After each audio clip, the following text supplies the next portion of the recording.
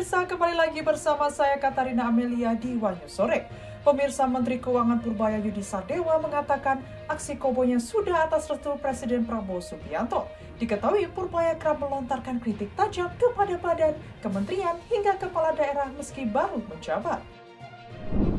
Informasi lainnya, pemirsa, publik tengah dihebohkan dengan kabar PSI akan mengusung mantan Presiden Joko Widodo atau Jokowi dan Gibran Rakabuming Raka dalam Pilpres 2029. Wakil Ketua Umum DPP PSI Andi Budiman mengatakan kabar di media sosial bahwa PSI menduetkan Jokowi dan putranya di Pilpres 2029 adalah hoax. Pemirsa, inilah Wanyu Sore selengkapnya. Presiden Prabowo Subianto pulang lebih awal ke Indonesia usai menghadiri rangkaian konferensi tingkat tinggi ke-47 ASEAN di Kuala Lumpur, Malaysia. Menteri Luar Negeri Sugiono mengatakan Presiden Prabowo pulang lebih awal karena ada hal mendesak.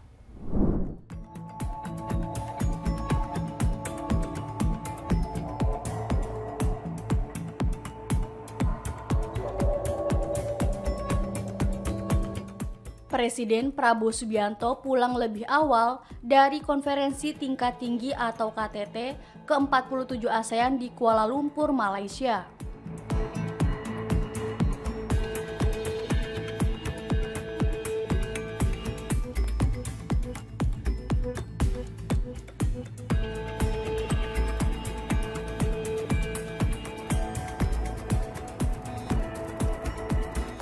Menteri Luar Negeri Sugiono mengungkapkan Presiden Prabowo pulang lebih awal karena ada hal yang mendesak.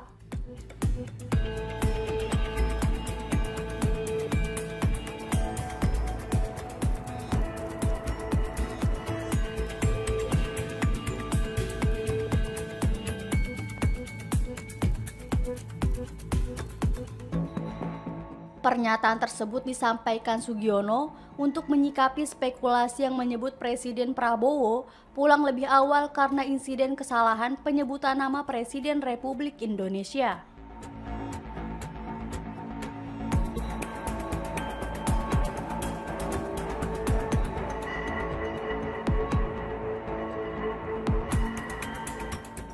Oh enggak. Tolong jangan ada spekulasi seperti itu karena ada beberapa hal yang mendesak yang kemudian menyebabkan beliau harus kembali. Oleh karena itu kemarin beliau perintahkan saya, kemudian Pak Menko Ekonomi, Pak Menko Polkam, Menko PMK, dan Pak Menteri Perdagangan untuk tinggal. Tapi karena esensi dari pertemuan-pertemuan ini biasanya diampu oleh Menko Ekonomi dan Menteri Luar Negeri, ya kita yang di depan kemarin. Meski pulang lebih awal, Presiden Prabowo memerintahkan Sugiono beserta Menko Perekonomian, Menko Polkam, Menko PMK, dan Menteri Perdagangan untuk tetap mengikuti rangkaian KTT ASEAN.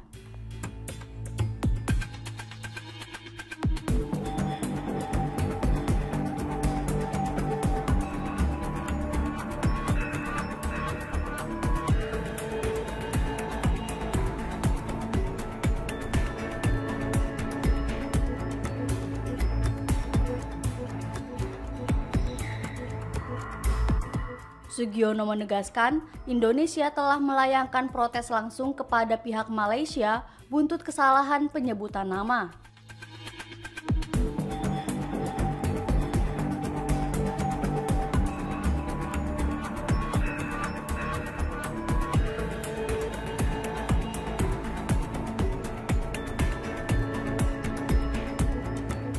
Ia juga mengatakan tak hanya Indonesia yang mengalami kesalahan penyebutan nama kepala negara.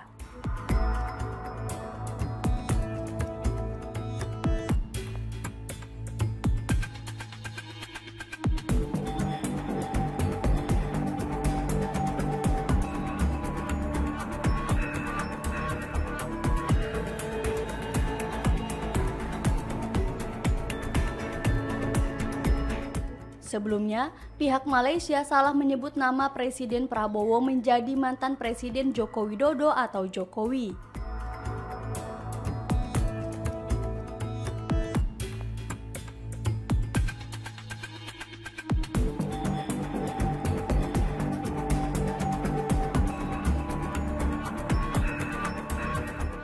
Radio Television Malaysia atau RTM menyampaikan permintaan maaf atas kekeliruan komentator dalam penyebutan nama Presiden Republik Indonesia di KTT ke-47 ASEAN.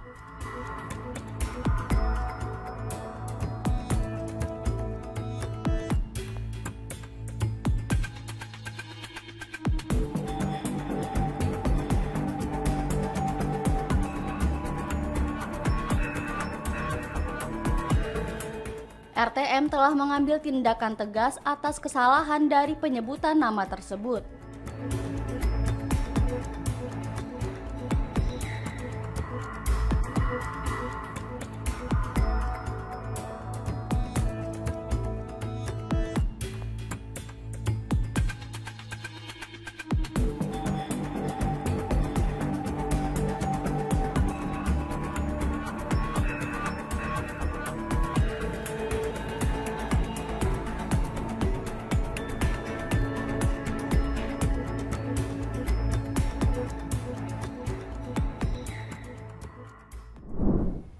Menteri Keuangan Purbaya Yudi Sadewa mengungkapkan aksi yang menyerang kementerian hingga kepala daerah ternyata sudah atas restu Presiden Prabowo Subianto. Diketahui selama 2 bulan menjabat sebagai Menteri Keuangan, Purbaya kerap melontarkan kritik tajam kepada badan, kementerian hingga kepala daerah.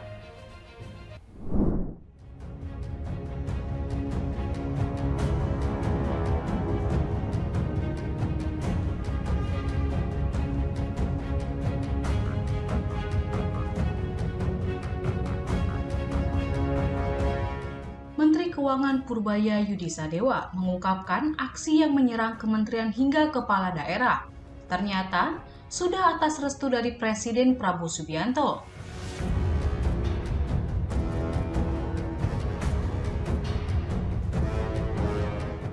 Diketahui selama 2 bulan baru menjabat sebagai Menkyu, Purbaya kerap melontarkan kritik tajam kepada badan, kementerian, hingga kepala daerah.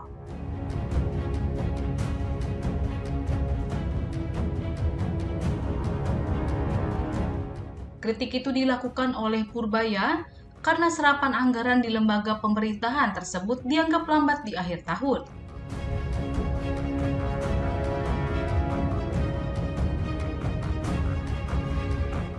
Bahkan, Purbaya sempat menyerang Badan Gizi Nasional yang menjadi garda terdepan dalam menyalurkan program makan bergizi gratis.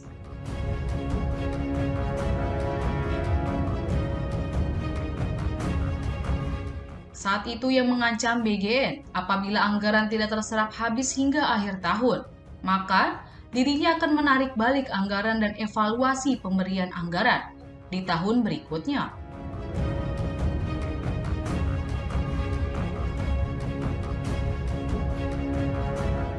Kemudian Purbaya juga sempat berseteru dengan Gubernur Jawa Barat Deddy Mulyadi terkait dengan dana Provinsi Jawa Barat yang mengendap di bank hingga 4,1 triliun rupiah.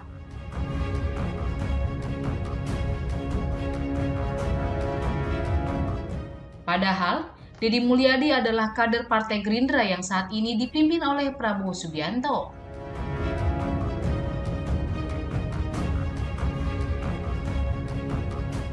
Purbaya mengungkapkan bahwa serangan-serangan yang dilakukannya itu bukan tanpa restu dari Prabowo.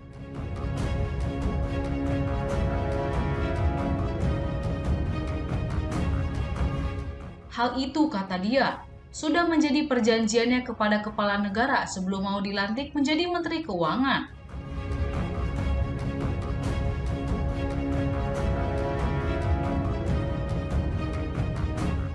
Sebelum dilantik, kata Purbaya, dia meminta izin ke Prabowo agar melakukan sejumlah gebrakan agar ekonomi Indonesia bisa lebih maju.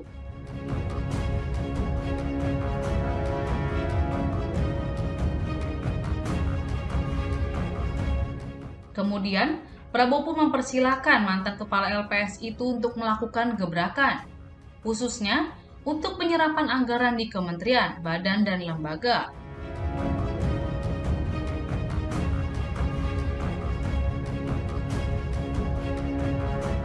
Purbaya mengatakan agar ekonomi pemerintahan Prabowo dan Gibran di triwulan keempat bisa jauh lebih baik dari sebelumnya.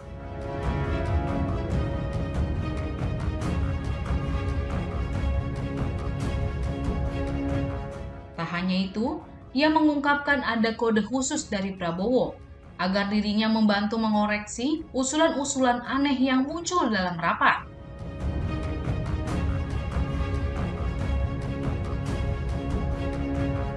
Purbaya menyebut kode khusus itu berupa lirikan mata Prabowo kepadanya.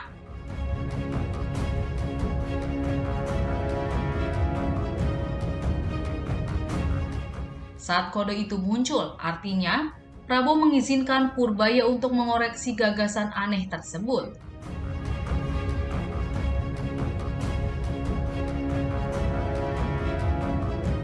Lebih lanjut, ia menegaskan tidak akan mengubah gaya komunikasi seperti koboi tersebut jika tidak diminta oleh Prabowo.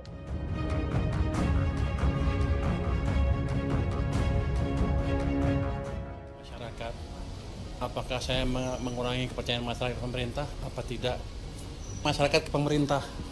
Kalau jatuh seperti ini keadaan buruk. Kalau sana bagus. Ini kemarin waktu bulan September, Agustus September itu turun terus, Juli, Agustus September turun terus ke titik terendah sini. Inilah terjadi banyaknya demo. Tapi kita lakukan kebijakan yang mungkin untuk bagian kalangan agak drastis, agak ceplas-ceplos. Tapi ini berhasil mengembalikan sentimen masyarakat ke pemerintah. Jadi stabilitas pemerintahan amat baik di mata masyarakat, kecuali di mata orang itu ya.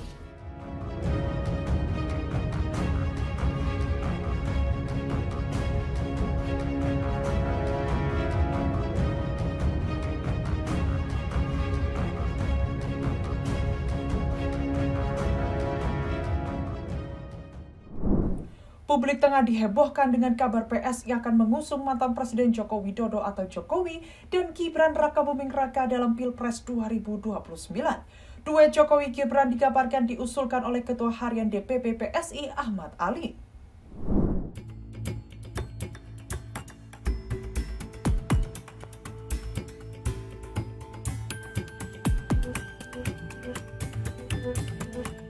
Publik tengah dihebohkan dengan kabar Partai Solidaritas Indonesia atau PSI akan mengusung mantan Presiden Joko Widodo atau Jokowi dan Gibran Rakabuming Raka dalam Pilpres 2029.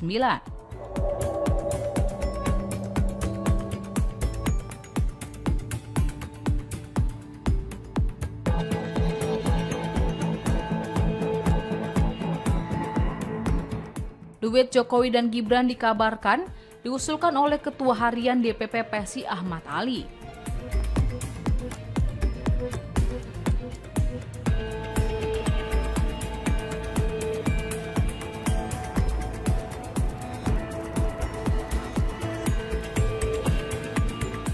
Menanggapi hal itu, Wakil Ketua Umum DPP PSI Andi Budiman mengatakan, kabar di media sosial bahwa PSI menduetkan Jokowi dan putranya di Pilpres 2029 adalah hoaks.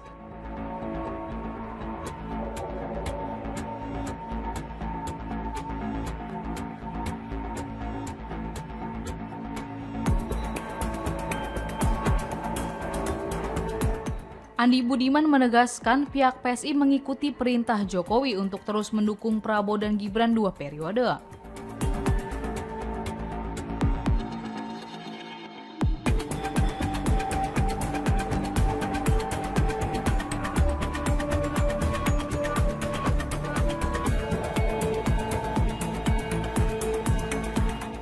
PSI bahkan tidak segan untuk mengambil langkah tegas kepada pihak yang membuat dan menyebarkan kabar bohong tersebut.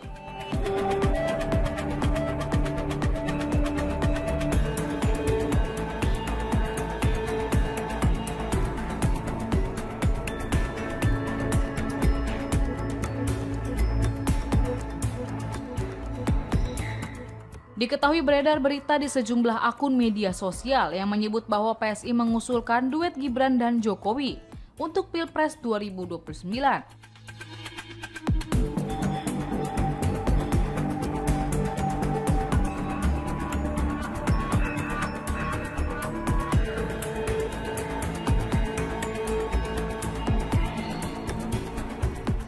Berita itu berjudul, Ketua Harian PSI Ahmad Ali usulkan kerelawan duet Gibran dan Jokowi, Presiden dan Wakil Presiden 2029.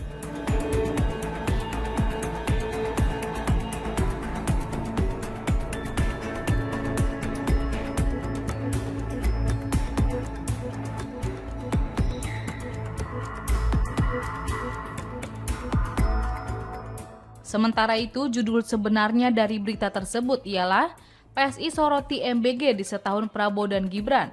Harus terus jalan tapi perlu perbaikan.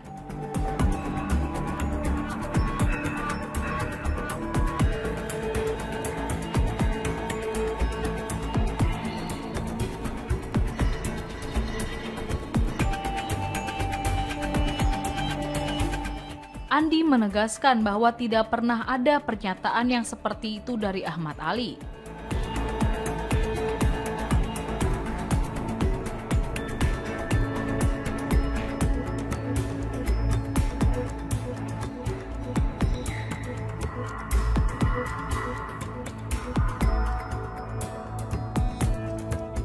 Sebelumnya, pada September 2025 kemarin, Presiden ke-7 RI Joko Widodo atau Jokowi menegaskan dukungannya untuk Prabowo Subianto dan Gibran Raka Buming Raka 2 periode.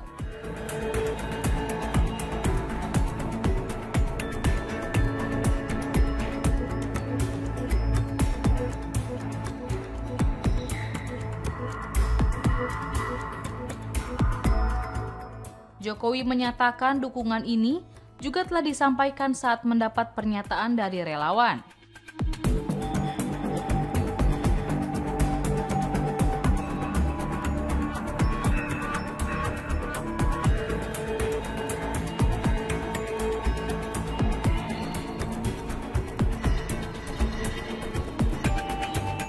Jokowi menyebut sejak awal ia akan terus mendukung Prabowo dan Gibran 2 periode.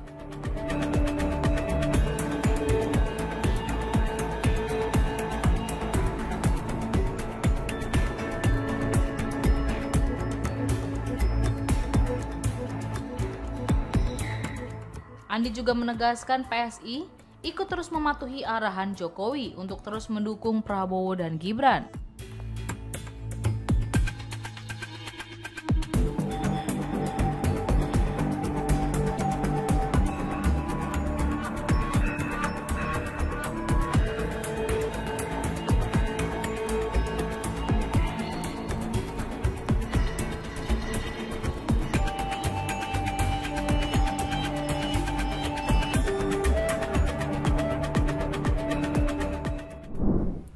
Satuan Tugas Operasi Damai Kartens bersama Polres Lani Jaya menangkap seorang anggota KKB bernama Dugi Telenggen alias Dugwi Kogoya yang terlibat penembakan terhadap anggota Polres Lani Jaya Brigadir John H. Sabrani.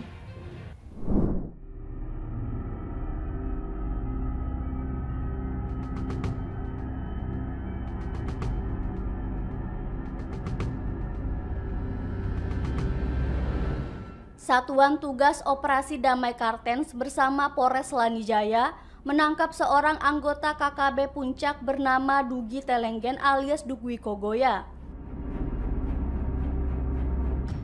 di Kampung Uleme, Kabupaten Lani Jaya pada Senin 27 Oktober. Penangkapan pelaku terjadi setelah petugas melacak salah satu ponsel miliknya. Pelacakan dilakukan usai tim menangani pertikaian di Kampung Ninam. Pendalaman kasus itu kemudian membuahkan hasil berupa lokasi persembunyian pelaku.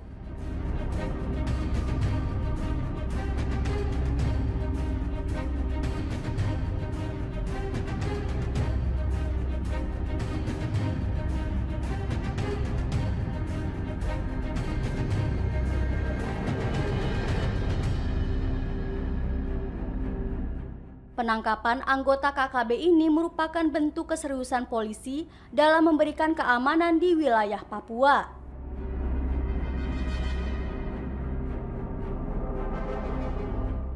Kini petugas masih memburu anggota KKB lain yang kerap membuat onar.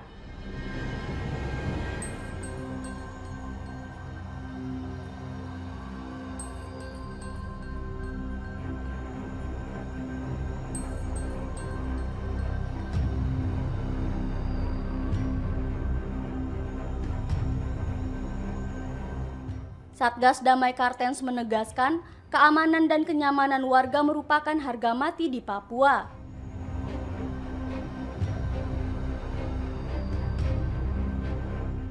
Kasatgas Humas Operasi Damai Kartens, Kombes Yusuf Sutejo mengatakan, Dukwi Kogoya terbukti terlibat dalam penembakan terhadap anggota Polres Lanijaya, Brigadir Jowan H. Sabrani.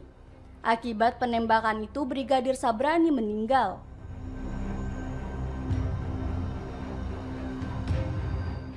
Insiden penembakan itu sendiri terjadi di Distrik Tiom, Kabupaten Lanijaya pada 10 September 2024.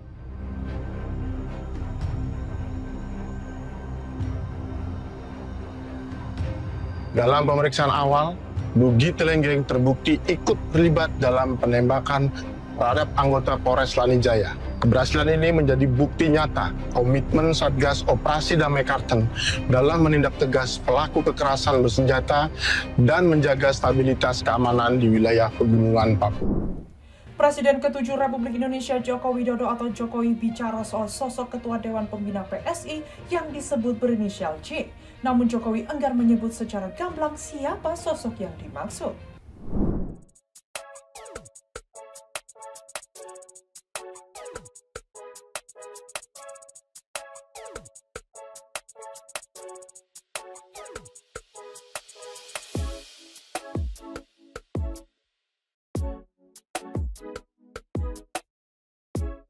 Presiden ke-7 Joko Widodo atau Jokowi bicara soal sosok Ketua Dewan Pembina PSI yang disebut berinisial J. Namun Jokowi enggan menyebut secara gamblang siapa sosok yang dimaksud.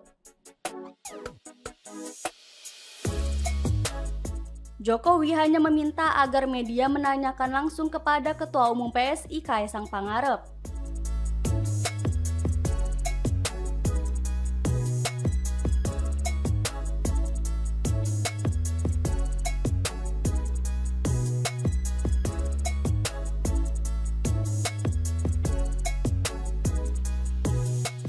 Sebelumnya, Jokowi bertemu Sekretaris Jenderal PSI, Raja Juli Antoni di sebuah rumah makan di Solo. Momen tersebut diunggah Raja Juli di akun Instagram pribadinya.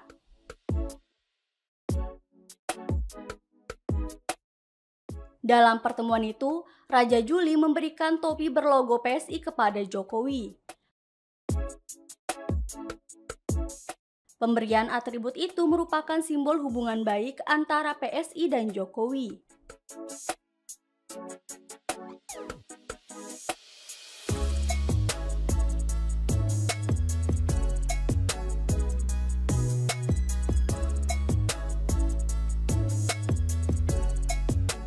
Sebelumnya, Kaesang disebut akan mengumumkan langsung identitas sosok J yang akan menjabat sebagai Ketua Dewan Pembina PSI.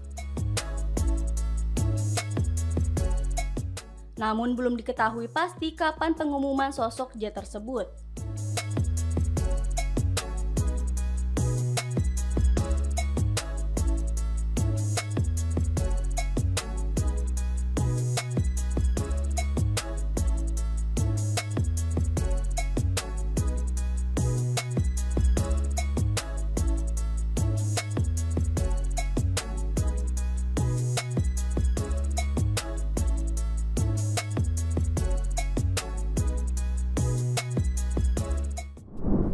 Pengadilan Negeri Jakarta Selatan menjatuhkan hukuman 4 tahun penjara kepada artis Nikita Mirzani dalam kasus pemerasan terhadap pengusaha kecantikan Reza Gladys. Majelis Hakim juga menjatuhkan denda 1 miliar rupiah subsidiar 3 bulan kurungan.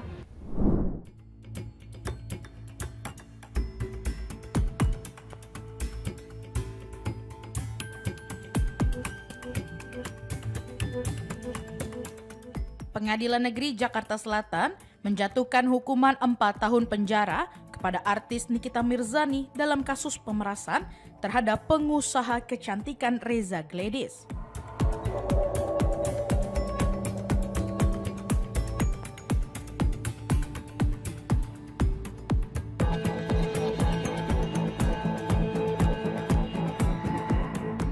Majelis Hakim juga menjatuhkan denda 1 miliar rupiah, subsidiar 3 bulan kurungan, sementara Nikita dinyatakan bebas dari dakwaan tindak pidana pencucian uang atau TPPU.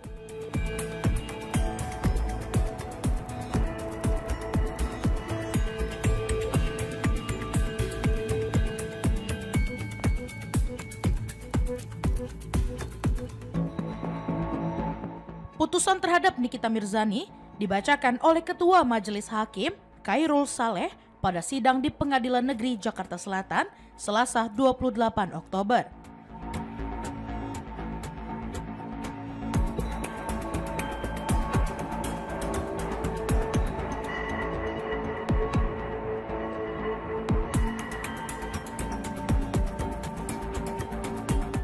Dalam amar putusannya, Majelis Hakim menilai terdakwa terbukti secara sah dan meyakinkan melakukan pencemaran dan pemerasan terhadap Reza Gledis.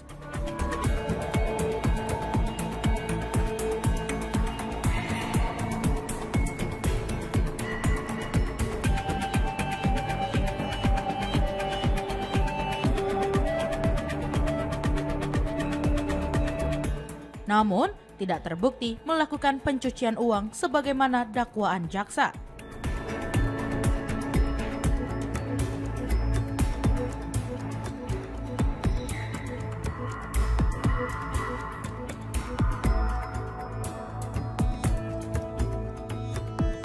Hakim menyebut Nikita dijatuhi pidana penjara selama 4 tahun dan denda sebesar 1 miliar rupiah. Dengan ketentuan, apabila denda tidak dibayar, diganti dengan kurungan 3 bulan.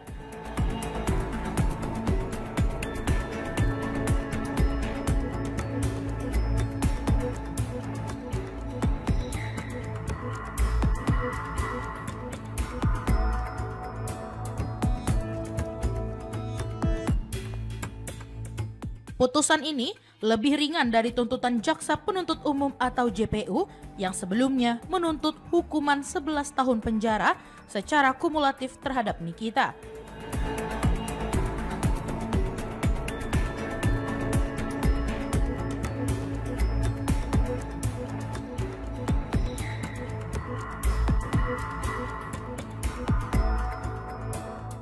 Kasus tersebut bermula dari laporan Reza Gledis, pemilik perusahaan skincare PT Glavitsia RMA Group yang mengaku diancam oleh Nikita Mirzani dan asistennya, Ismail Marzuki alias Mail Syaputra.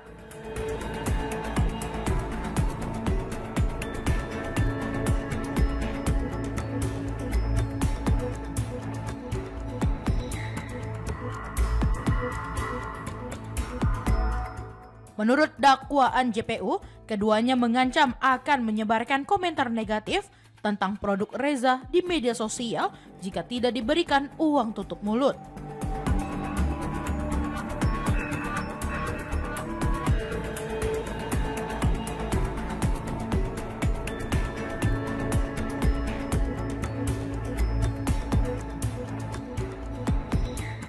Ancaman itu membuat pihak Reza memberikan uang secara bertahap dengan total mencapai 4 miliar rupiah.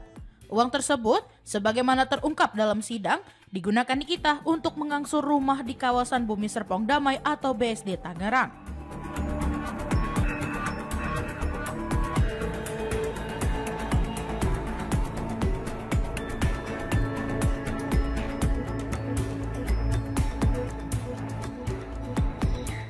Jaksa juga sempat menjerat Nikita dengan pasal pencucian uang berdasarkan Undang-Undang Nomor 8 Tahun 2010, namun Majelis Hakim menyatakan unsur TPPU tidak terpenuhi.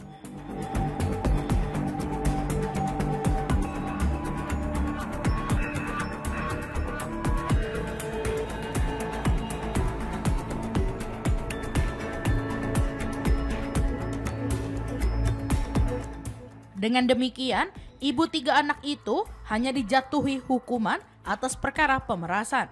Nikita diketahui telah menjalani masa tahanan sejak Maret 2025 di Rutan Pondok Bambu.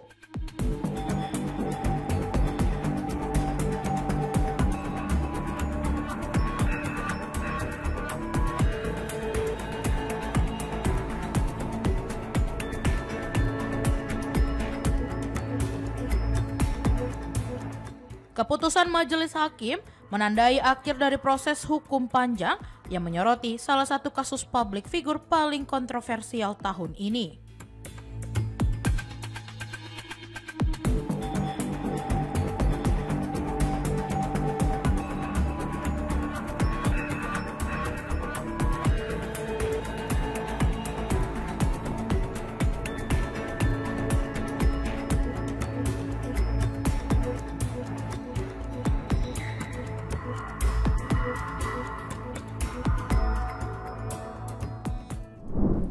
Presiden Prabowo Subianto mengatakan siap menempatkan pasukan di Gaza dalam upaya mewujudkan rencana perdamaian yang diinisiasi Presiden Amerika Serikat Donald Trump.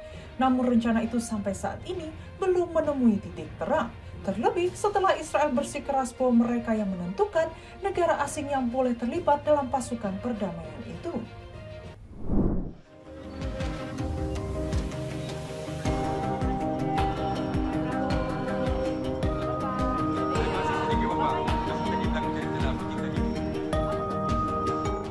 Presiden Prabowo Subianto mengatakan siap untuk menempatkan pasukan perdamaian di Gaza, Palestina.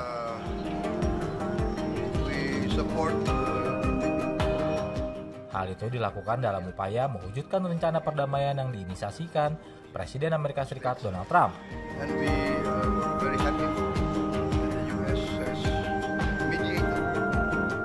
Kesiapan Indonesia itu disampaikan Prabowo di KTT ASEAN Amerika Serikat di Kuala Lumpur, Malaysia yang turut dihadiri Trump pada 26 Oktober 2025.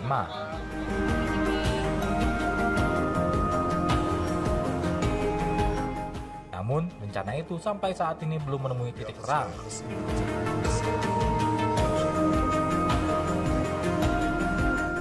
Terlebih setelah Israel berkeras bahwa mereka merupakan pihak yang berwenang untuk menentukan negara asing yang boleh terlibat dalam pasukan perdamaian itu.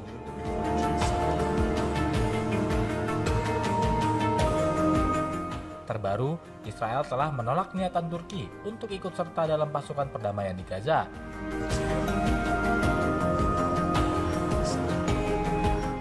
Adapun Yordania menyatakan tidak ingin terlibat dalam pasukan perdamaian tersebut jika misinya menegakkan perdamaian di Gaza.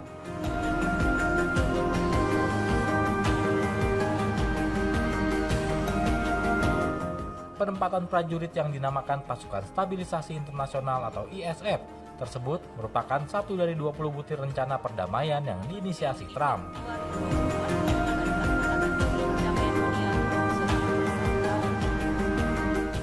Lantas, sejauh mana Prabowo bisa berperan dalam mendukung upaya perdamaian yang digagas Trump?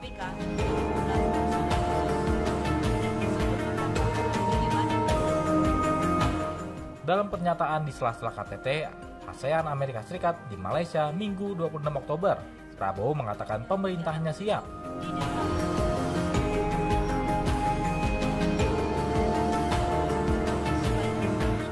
Dan berkomitmen untuk mendukung upaya perdamaian dan stabilisasi di Gaza, salah satunya dengan mengirim prajurit ke dalam pasukan perdamaian internasional.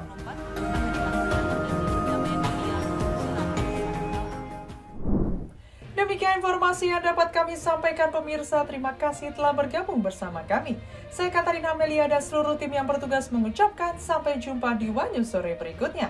Setiap hari pukul 7 malam hanya di kanal YouTube TV One News.com.